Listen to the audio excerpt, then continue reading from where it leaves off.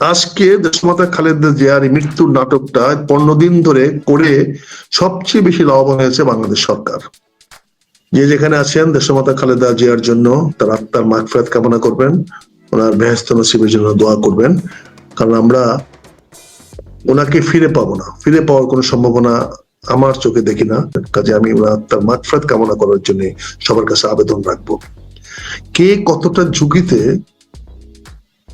বরঞ্চ আমরা বলতে পারি এখন কে কতটা নিরাপদে। আজকে দেশমাতা খালেদা জিয়ার এই মৃত্যুর নাটকটা 15 দিন ধরে করে সবচেয়ে বেশি লাভবান হয়েছে বাংলাদেশ সরকার। এবং আজকের লাস্ট খোঁজখবর স্বয়ং প্রধান উপদেষ্টা নিজে সাহেব গিয়েছেন। তুমি আমাকে কয়েকটা ছবি পাঠিয়েছো, 3টা ছবি। একটা ছবিতে পাঠিয়েছো যে অনেকগুলো ডাক্তার সাহেবরা বসে একটু পরামর্শ করছেন, কিন্তু বডি ল্যাঙ্গুয়েজ, ফেস ল্যাঙ্গুয়েজটা কিন্তু মনে হচ্ছে খুশ আলাপ করছেন। একই ছবি দ্বিতীয়টাতে। এটা কোনো সিরিয়াস রোগীর জন্য এটা কোনো হয় না। সাধারণত রোগীর যে কনফারেন্স গুলো হয়, মিটিং গুলো হয়, সেগুলো হয় কোনো একটা সেন্ট্রাল টেবিল ঘিরে অথবা দাঁড়িয়ে থেকে, কারণ অনেক ডকুমেন্ট চেক করতে হয়, অনেক পেপার চেক করতে হয়। এখানে সোফায় এলিয়ে বসে কোনো রোগীর অবস্থা পর্যালোচনা করা হয় না। এটা স্বাভাবিক চিত্র নয়, এটি একটি অস্বাভাবিক চিত্র। কাজে এখান থেকে বোঝা যাচ্ছে ডাক্তারও রিলাক্টেন্ট, যে আমাদের কিছু করার নাই, খালি নাটকের ধাপগুলো একটার পর একটা আঘাত। নাটকের শেষ ধাপ তো আসতে আছে। প্রযোজক সাহেব যিনি আছেন তিনি ঠিকই মতোই সিকোয়েন্স গুলো তৈরি করে দিয়েছেন। একটার পর একটা সিকোয়েন্স আসবে এবং আমরা সেগুলো দেখে তৃপ্তি পাবো, এরকম একটা ভাব তৈরি করা হয়েছে জনগণের মধ্যে। টেনশন মানুষকে মুক্ত করে দিয়েছে। এবং এবার গ্রিন হাসপাতাল, এবার কেয়ার হাসপাতালকে সিকিউর করে দেওয়া হয়েছে, যাতে এখানে কোন রকম মানে ক্ষোভের প্রকাশ কেউ এখানে করতে না পারে, করে দেওয়া হয়েছে। এবং আজকে প্রধান উপদেষ্টা মহোদয় যে গিয়েছেন, ওনাকে দেখেন ছবিটা দেখানো হয়েছে, উনি যাচ্ছেন। প্রধান উপদেষ্টা সাহেব দেশমাতা খালেদা জিয়ার মাথার পাশে গিয়ে দাঁড়াতে পারতেন না? আমরা সাধারণত রোগী দেখার স্বাভাবিক চিত্র কি, যে কোনো লোক একদম মারা যাচ্ছে এমন একটা লোকের পাশে গিয়েও কিন্তু মাথায় একটা হাত রেখে তাকে সান্ত্বনা দেওয়ার চেষ্টা করে। আজকে কি প্রধান উপদেষ্টা সাহেব দেশমাতা খালেদা জিয়ার মাথার পাশে গিয়ে হাতে গায়ে না ধরতেন, যে হয়তো সংক্রমণ হইতে পারে, যেহেতু ওনার হার্ট সংক্রমণ হয়ে আছে, হয়তো মাননা, কিন্তু ওনার পাশে দাঁড়িয়ে তো একটা পোজ দিতে পারতেন, একটা ছবি দিতে পারতেন। সারা জাতিকে সেই ছবিটা দেখালে আমরা আশান্বিত হইতাম যে দেশমাতা খালেদা জিয়া আরোগ্য হবে, কারণ প্রধান উপদেষ্টা সাহেব ওনার মাথার কাছে গিয়ে বলে আসছেন। কিন্তু এই ছবিটা তো আমরা পেলাম না। এই ধরনের ছবির কোনো আলামতও জানি না। ওনার যে ভিডিওটা দেখানো হয়েছে সেখানে আমরা দেখে নেই যে উনি কোনো কেবিনের ভিতর ঢুকছেন।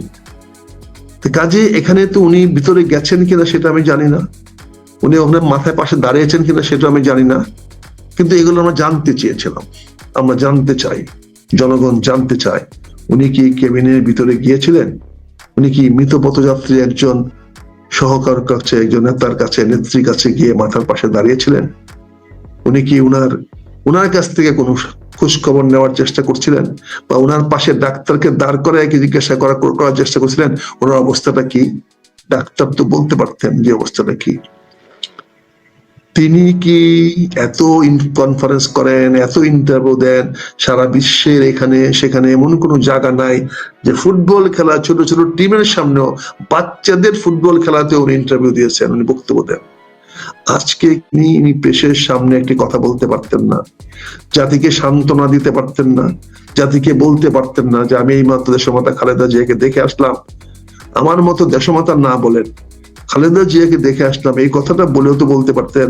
আপনারা অপেক্ষা করেন, ইনশাল্লাহ ওনার স্বাস্থ্যের উন্নতি আমরা দেখবো, আল্লাহ ওনাকে হায়াত দারাজ দেখ। এই কথাটা তো আপনি আমাদের প্রেসের সামনে দাঁড়িয়ে কথা বলতে পারতেন। আপনি কিন্তু অজস্র প্রেস কনফারেন্স করেছেন আপনার জীবনের ব্যাকগ্রাউন্ডে। স্কুলের ছোট ছোট বাচ্চাদের সঙ্গে আপনি ছবি তুলেছেন, তাদের সঙ্গে কথা বলেছেন, বাচ্চাদের চারপাশে দাঁড় করিয়ে আপনি তাদের ছবি তুলেছেন, বক্তব্য দিয়েছেন, সে কঙ্গন ছেলে মেয়েদেরকে ছবি তুলেছেন। অথচ বাংলাদেশে আজকে আপনি আমার দেশমাতা খালেদা জিয়ার পাশে একটা ছবি তুললেন না, বা প্রেসের সামনে দাঁড়িয়ে বললেন না ভাই আপনারা ধৈর্য ধরেন, আপনারা এখানে আছেন, কষ্ট করতেছেন, গত কয়েকদিন ধরে আপনারা দিন রাত 24 ঘন্টা এখানে সাংবাদিকতার দায়িত্ব পালন করতেছেন, জাতিকে আপনারা সবকিছু সময়ে সময় জানাচ্ছেন, এটা জাতীয় কর্তব্য আপনারা পালন করতেছেন। আমি আপনাকে ধন্যবাদ জানাই, সাধুবাদ জানাই। আপনি অপেক্ষা করেন, ইনশাল্লাহ আপনাদেরকে আমরা একটা ভালো সংবাদ দিতে পারবো। এটা তো বলতে পারলেন না, তার মানে আদারওয়াইজ হয়েছে ঘটনাটা। অর্থাৎ আপনি ফেস করতে পারছেন না, কারণ আপনি সত্য কথা বলতে হবে। আপনি যদি প্রেসের সামনে দাঁড়ায় কথা বলেন, তাহলে আপনাকে সত্য কথা বলতে হবে। যেহেতু আপনি অতীতটা এই জন্য বললাম যে আপনি এরকম অনেক কথা সত্য মিথ্যা মিলিয়ে বলেছেন, এমন অনেক উদাহরণ আমরা দেখাতে পারবো। যদি আপনি দেখতে চান, আমাদের অন রেকর্ডে আছে, আমরা এটা যে কোনো জায়গায় জিজ্ঞাসা করলে পাওয়া যাবে। কিন্তু আজকে না হয় জাতিকে সান্ত্বনা দেওয়ার জন্য একটু ক্ষুদ্র কিছু আশ্বাস বাণী শোনাতেন, হতো এটা অসত্য, তারপর আশ্বাস বাণী শোনাতে পারতেন, কিন্তু কিছু বললেন না। উল্টা বিএনপি থেকে ব্রিফ করা হলো, সরকার থেকে নয়, বিএনপি থেকে। বিএনপি সরকারে কত বড় দালাল হয়ে গেছে আজকে দেখেন। আজকে বিএনপি সরকারের কাছে ভিক্ষা মাগতেছে। এই যে বললেন ঝুঁকিটা কে? উনি সে অবস্থায় গেছেন, ওনারা প্রেস করছেন যে আপনি প্রেস উইং থেকে একটা দেওয়া হয়েছে, প্রেস সিরিজ দেওয়া হয়েছে, সে ডক্টর জালাল আহমেদ নামে একজন লোক, ওনাকে ব্রিফ করেছেন প্রধান উপদেষ্টা সাহেবকে। তাহলে আমাদের বিখ্যাত, আমাদের সর্বজ্ঞানে জ্ঞানী আমাদের ডক্টর জাহিদ কোথায় গেল? আজকে হঠাৎ করে জাহিদ ব্রিফ না করে আরেকজন ডাক্তার সাহেবকে ব্রিফ করা কি দরকার মনে করলো? এই যে বিষয়গুলো আছে, এই বিষয় তো সাধারণ অঙ্ক না। এগুলা সবকিছুই এই সরকার যে ঝুঁকি মুক্ত হয়ে গেল তার আলামত। তুমি একটা কথা বলেছো যে হেলিকপ্টার দিয়ে কি হয়েছে, এবার হেলিকপ্টারের ঝুঁকি কতটুকু? হেলিকপ্টার কেন গিয়েছে?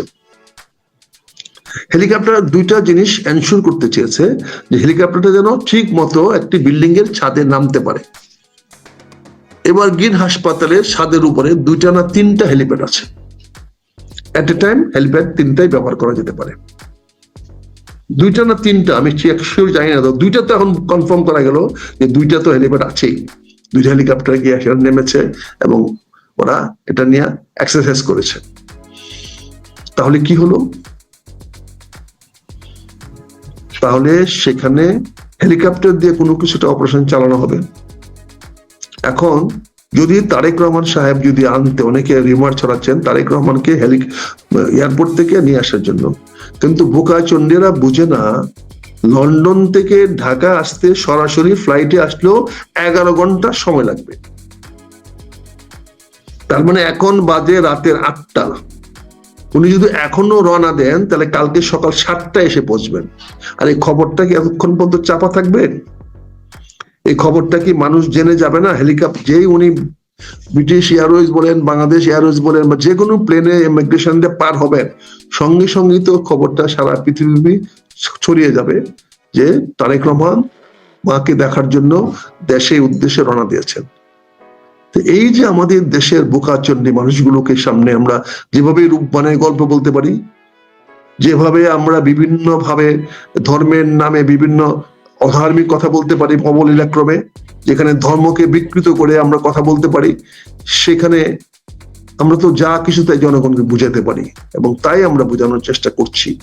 হয়তো আমিও একই রকম চেষ্টা করছি, হয়তো আমিও, আমাকে মনে করা হবে আমি এরকম বিভ্রান্তিমূলক তথ্য প্রচার করতেছি, তবে আমি যেহেতু সবার সঙ্গে একমত হতে পারতেছি না। কাজেই এই ঝুঁকি নিয়েও আমাকে কথা বলতে হচ্ছে। এই ঝুঁকি নিয়েও আমরা আপনাদের সামনে এসে দাঁড়িয়ে কথা বলছি, কারণ আমি যতটুকু সত্য জানি সত্যটুকু আপনাদের সামনে প্রকাশ করার চেষ্টা করছি। আমি আমার কোন ব্যক্তিগত বেনিফিটের জন্য না। আপনারা জানেন আমি বিএনপিতে নাই, বিএনপিতে বহিষ্কৃত হয়েছি, এবং বিএনপিতে ফিরে যাওয়ার আমার কোনো ইচ্ছা আর নাই। তবে আমি বিএনপি করি, আজীবন বিএনপি করব, মৃত্যু পর্যন্ত আমি বিএনপি করব। আমি বিএনপি করব। আজকে আমার ভাই, বন্ধু, সন্তানেরা অনেকেই হয়তো বিএনপি করবে না, তারা হয়তো অন্যদিকে চলে যাবে বা চলে গেছে অনেকেই। আমার ছেলেরা এখন বিএনপি করে না, আমার 2 ছেলের মধ্যে একটাকেও বিএনপি করে না। তারা তাদের রাজনীতি করে, তারা তাদের দলের ব্যাপার করে, কিন্তু বিএনপি তারা করে না। কারণ এক ছেলে তো গত উপজেলা নির্বাচনে দাঁড়িয়েছিল, শুধু বিএনপি নাম দিয়ে করে নাই। কাজেই আমি বিএনপি থেকে যতদিন বেঁচে আছি আল্লাহর কাছে এটাই আমি যেন শেষ পর্যন্ত বিএনপির থেকে বহিষ্কৃত এই শব্দটা নিয়ে মরতে পারি, এটি আল্লাহর কাছে আমার কামনা। মৃত্যু তো আমার হবেই। যাই হোক, আজকে কতটা ঝুঁকি, এই কথাটা বললাম। ঝুঁকিতে সারা বাংলাদেশ, ঝুঁকিতে বাংলাদেশের নির্বাচন ব্যবস্থা, ঝুঁকিতে বাংলাদেশের জনগণের নিরাপত্তা, ঝুঁকিতে বাংলাদেশের সার্বভৌমত্ব, ঝুঁকিতে বাংলাদেশের অখণ্ডতা, এইগুলা ঝুঁকি। আর বাকি সরকারের কোনো ঝুঁকি নাই, বিএনপিরও কোনো ঝুঁকি নাই, কারণ বিএনপি নির্বিকার পার্টি। তারা ঝুঁকি কারে বলে সেটাও বোঝে নাই। এবং বিএনপির নেতারাও যেভাবে নির্বাচনের প্রচারণা চালিয়ে যাচ্ছে, যেখানে স্ট্যান্ডিং কমিটি সারাটা দিন এভারগ্রিন হাসপাতালে খাওয়া দাওয়া বসে থাকা উচিত, তাৎক্ষণিক কি হয় না হয়, সেখানে এক একজন এক এক জায়গায় সুখ সবার নামে, এই সবার নামে, সেই সবার নামে, নির্বাচনী সবার নামে ঘুরে বেড়াচ্ছে। কত বড় একটা ইরেসপন্সিবল দল হইলে, সে দলের নেত্রী অসুস্থ হাসপাতালে।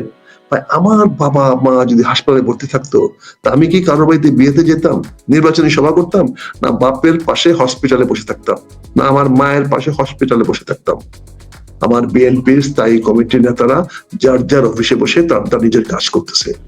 ওখানে এসে যেহেতু মানুষকে দেখাবে যে আমরা উদ্বিগ্ন, আমরা অপেক্ষা করে আছি, কারণ তারা এরকম নির্বিকার, কাজে তাদেরও কোনো ঝুঁকি নাই, তাদের সামনে কোনো ঝুঁকি আসবে না। তারা জানে হাউ টু ম্যানেজ, তারা ম্যানেজ করে নেবে। কিন্তু আজকে যে আলামত গুলো আমরা দেখতে পাচ্ছি, আজকে নির্বাচন পিছানোর জন্য রিট করা হয়েছে, আজকে এই সরকারকে অবৈধ ঘোষণা করার জন্য রিট করা হয়েছে, যে রিটের রায় আগামীকালকে হবে। আল্লাহ না করুক, বা আল্লাহ যদি সহায় হয়, যদি সুপ্রিম কোর্ট যদি সাহস করে বলে ফেলে যে সাংবিধানিক ভাবে এই সরকার অবৈধ, তাহলে কোথায় গিয়ে দাঁড়াবেন? তখন আপনি কি বলবেন? কারণ হাইকোর্ট তো নেসেটিভ ডক্ট্রিন অনুযায়ী বক্তব্য তো সমর্থন করতে পারে না, সুপ্রিম কোর্ট তো সেটা সমর্থন করতে পারে। সুপ্রিম কোর্টে যেতে হবে অ্যাজ পার সংবিধানের প্রতি লাইন বাই লাইন। সংবিধানের কোনো একটি লাইন বরখেলাপ করার, কোনো ইন্টারপ্রিটেশন দেওয়ার অধিকার নাই যতক্ষণ সংসদ তার কাছে না চাইবে। সরকার চাইলে ইন্টারপ্রিটেশন দেওয়ার কথা না, সংসদ যখন চাইবে কোন ইন্টারপ্রিটেশন তখন দিবে। সংসদ তো নাই। কাজেই আগামীকালকে যে রায়টা দিবে, সে রায়টা নিয়ে আমরা সন্দিহান, রায়টা কি জনগণের পক্ষে যাবে না বিপক্ষে যাবে। এই সরকার, এই বর্তমান প্রধান বিচারপতি সহ সুপ্রিম কোর্টের বিচারপতিরা কি সংবিধান মেনে রায় দিবেন, না সংবিধানকে লঙ্ঘন করবেন? এই প্রশ্নটা আজকে জনগণের সামনে দাঁড়াবে, যা কালকেই হয়তো সকালে 8টা-10টার মধ্যে পরিষ্কার হয়ে যাবে। কাজে সেখানে যেহেতু আগামীকালকে অনেকগুলো ঘটনা ঘটতে যাচ্ছে, হয়তো শুক্রবার দিনটা আমাদের জন্য একটা ভালো দিন বলে আমরা রেখে দিচ্ছি। হয়তো সবকিছুর ফয়সালা এখন বৃহস্পতিবার রাত্রে বা শুক্রবার সকালে হবে। আমি আশা করেছিলাম আগামীকালকে সকালে হবে, কিন্তু আগামীকালকে সকালে সেটা হবে না, যেহেতু আগামীকালকে একটা রায় রয়ে গেছে। এই রায় এবং দেশমাতা খালেদা জিয়ার স্বাস্থ্যের শেষ খবর, এটা একসঙ্গে দুইটা গুলা আনানো যাবে না। যেহেতু খবরগুলা গোপন রাখা সম্ভব হয়েছে, চেপে রাখা সম্ভব হয়েছে, কেউ এখন পর্যন্ত জানতে পারে নাই, কাজে এটাকে শুক্রবার পর্যন্ত নিয়ে যাওয়া যাবে খুব সুন্দরভাবে। এবং শুক্রবারের স্বাভাবিক দিনে সবাই জুম্মার মুডে থাকে, ছুটিতে থাকে, বাড়ি ঘরে থাকে, তাদের জন্য একটা ভালো সুযোগ হবে দেশমাতা খালেদা জিয়ার জন্য আসার। তো এর আগে হেলিকপ্টার যে মহড়াটা করেছে, সেই মহড়াটা হইতে পারে যে ওনাকে নিরাপদ কোনো হাসপাতালে নিয়ে যাওয়া হবে, ওনাকে এমন কোনো সুরক্ষিত জায়গায় নিয়ে যাওয়া হবে যেখানে মানুষ ইচ্ছা করলে ঢল নামতে না পারে, ঢল হিসেবে মানুষ না যেতে পারে। হয়তো একটা শৃঙ্খলার মাধ্যমে মানুষকে দেশমাতা খালেদা জিয়াকে শেষ দেখানোর ব্যবস্থা করা যেতে পারে।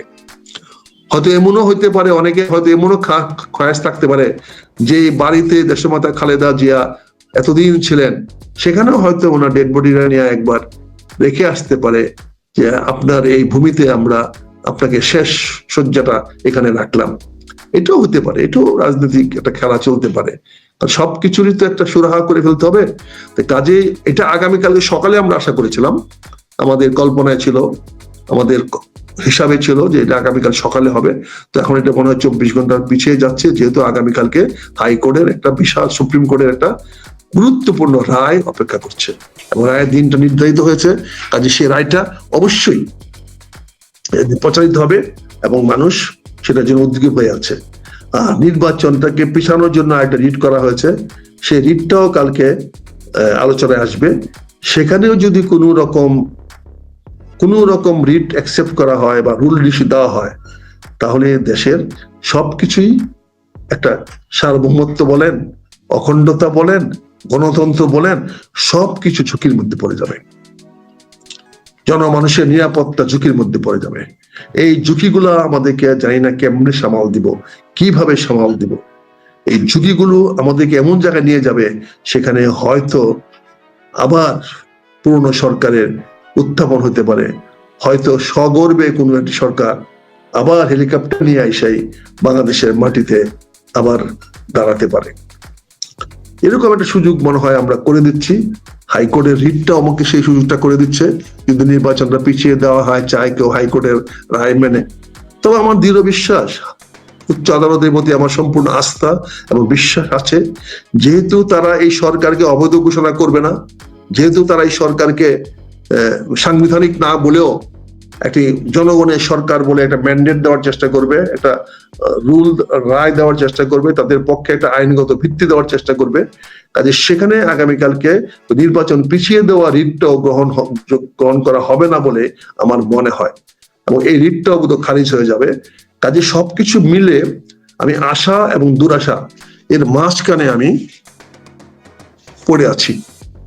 এখন কতটুকু আমি আগামী দিনে আপনাদেরকে স্বপ্ন দেখাবো, আপনাদেরকে ভালো থাকার জন্য, আপনারা সুন্দর থাকার জন্য, আপনারা বিভিন্নভাবে আপনারা উন্নতির দিকে যাবেন, দেশের শান্তিপূর্ণ দিকে যাবেন, আমি সেটা বলতে পারি না।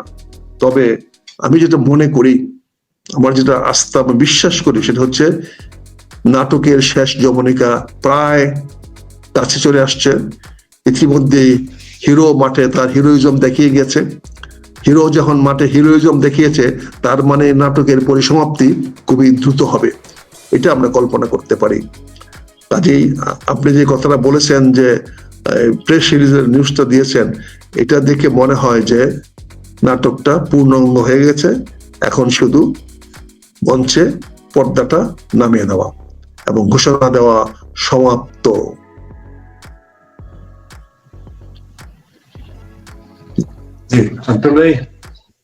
একটা জিনিস আমি একটু আপনার নজরে আনতে চাই। আপনি এর আগের আলোচনায় বলেছেন যে তারেক রহমান এখন দেশে না আসাই উচিত, দেশে না আসার মতন পরিস্থিতি নাই এখন। এই পর্যায়ে নির্বাচন বিএনপি তো নির্বাচনের জন্য মুখিয়ে আছে, এক পা দিয়ে আছে। তো সেই ক্ষেত্রে তারেক রহমান বিহীন এবং বেগম খালেদা জিয়া বিহীন যদি নির্বাচন হয়, সেই নেতৃত্বটা কেমন হতে পারে বিএনপির জন্য? আছে, আপনি তো দূর থেকে অবজার্ভ করছেন।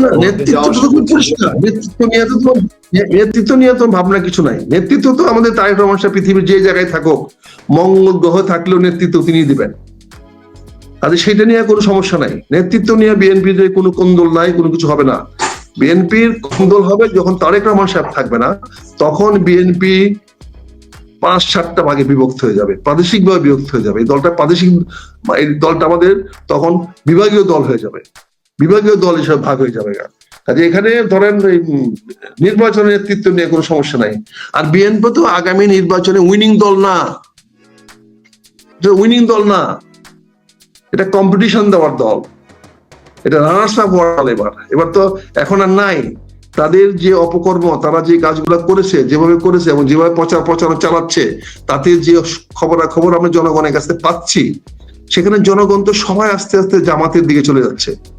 প্রায় এলাকার জনগণের কাছে প্রশ্ন করলে, কথা বললে বুঝতে পারবেন যে জনগণ নীরবে নিভৃতে চলে যাচ্ছে, কারণ তাদের ধারণা হয়ে গেছে খালেদা জিয়াই পারে না এই দলটাকে সামলাইতে।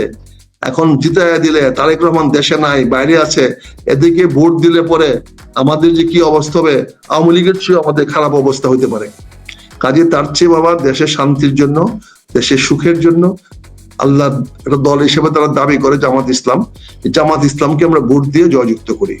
এরকম একটা পরিবেশ তৈরি হয়ে গেছে সারা বাংলাদেশে, সেরকম আওয়াজ উঠে গেছে যে এবার জামাতের পালা, জামাত যাবে। দেখছেন জামাতের একটা সমাবেশে কত লোক হয়, এবং জামাতের যে 8 দলীয় ঐক্যজোট করেছে, এই 8 দলীয় ঐক্যজোট নিয়ে যদি তারা নির্বাচনের নামে, তাহলে বিএনপির সঙ্গে জামাতের ভোটের না আসনের ডিফারেন্স হবে বিএনপির চেয়ে দ্বিগুণেরও বেশি। এটাও হওয়ার সম্ভাবনা আছে। হয়তো বিএনপির 100 সিটের নিচে নেমে আসতে পারে, আর জামাত 150-র মধ্যে চলে যেতে পারে, 170-এ চলে যেতে, 80 চলে যেতে পারে। মানুষ কিন্তু পরিবর্তন হয়ে যাচ্ছে। আপনি আপনার ইটনা, অষ্টগ্রাম, তারাল দেখেন, আপনার নিজের ডিস্ট্রিক্টে দেখেন, নিজের ওখানে দেখেন, কেউ ভাবতে পারেন? চিন্তা করেন, এমন ভাবা হচ্ছে যে 8 দল থেকে সুরঞ্জিতকে নমিনেশন দিতে পারে। কারণ আপনাদের অষ্টগ্রাম, মিঠামই, ইটনাতে 38,000 voter, 38,000 Hindu voter, 38% Hindu voter আপনাদের ইটনা, অষ্টগ্রাম, মিঠামইনে। এবং ইটনাতে তো প্রায় 50-50, ইটনার এলাকাগুলোতে তো প্রায় ভোটার 50-50 হিন্দু। তো ওই ভোটগুলো এবার জামাতে চলে যাবে, কারণ তাদের নিরাপত্তা দিতে হবে। তো যেভাবে ব্যাপারটা হয়েছে, কি হয়েছে বলেন? এবং আপনার আমাদের ফজলুর রহমান সাহেবকে যেভাবে কন্ডেম করা হয়েছে, যেভাবে কথায় কথা হাইকোর্টে টেনে নিয়ে আসা হচ্ছে, বিচার করা হচ্ছে, তাতে ওনার ইমেজ আজকে মানুষের সামনে অনেকটা প্রশ্নবিদ্ধ হয়ে গেছে। ব্যক্তিগত আক্রমণ করে ওনাকে বিপদে ফেলানো হচ্ছে। ওনার বক্তব্য দেওয়ার অধিকার নাই, রাজনীতি করার অধিকার নাই, ব্যক্তিগত কথা বলার অধিকার নাই। বাকি সবার আছে, বাকি সবাই যে যেখান থেকে কথা বলতে চায় বলতে পারে, তাদের কোনো হয় না। টক শোতে সবাই সব কথা বলে, কোনো কিছু হয় না। কিন্তু ফজলুর রহমান কিছু বললে খাপ করে ধরে। কেন? কারণ ফজলুর রহমান ছিল বিএনপি একটি পটেনশিয়াল প্রার্থী, যে হয়তো জয়লাভ করতে পারতো। এখন তাকে সাইজ করে দাও, তার বেল্ট কমায় দাও, এই সাইজ করার জন্য পড়ে গেছে। কাজে আজকে আমি জাতীয় রাজনীতিতে কথা বলছি, ওখানে স্থানীয়ভাবে গেলাম না। তবে আমি তোমাকে বলছি ভাই, অনেকে অনেক কথা বলে। এই যে আমি বললাম ডাক্তারদের ছবিটা দেখেন, ডাক্তার রিচার্ড বিয়েন, না বিয়েনে তো ডাক্তার রাশিদ বিয়েন আসছেন। উনি একজন অত্যন্ত বিখ্যাত ডক্টর, উনি প্রফেসর মেডিকেল ইউনিভার্সিটি এবং অনেকগুলো ইউনিভার্সিটিতে উনি প্রফেসরই করেন। উনি একজন বিখ্যাত ডাক্তার, কিন্তু কিসের ডাক্তার উনি জানেন? উনি কিসের বিশেষজ্ঞ? উনি বিশেষজ্ঞ হলো আইসিইউ ম্যানেজমেন্টের উপরে। উনি কোনো কিউরেবল ডিজিজের উপরে স্পেশালিস্ট না। কিউরেবল ডিজিজে অন্যরা করবে, উনি আইসিইউতে এনে ম্যানেজমেন্ট করবেন। আইসিইউতে কি হয়, অনেক সময় অনেকের কমপ্লিকেশন থাকে, একটা ওষুধ দিলে আরেকটা ওষুধ রিয়েক্ট করে, একটা ওষুধের ট্রিটমেন্ট করতে গেলে আরেকটা ওষুধের রিয়েক্ট করে। অনেক সময় যে অক্সিজেনের যে ভেন্টিলেটরে যে ডোজটা দেওয়া হয়, এটা কম বেশি হইলেও হার্ট বেশি এক্সপ্যান্ড করে ব্রাস্ট করতে পারে। আবার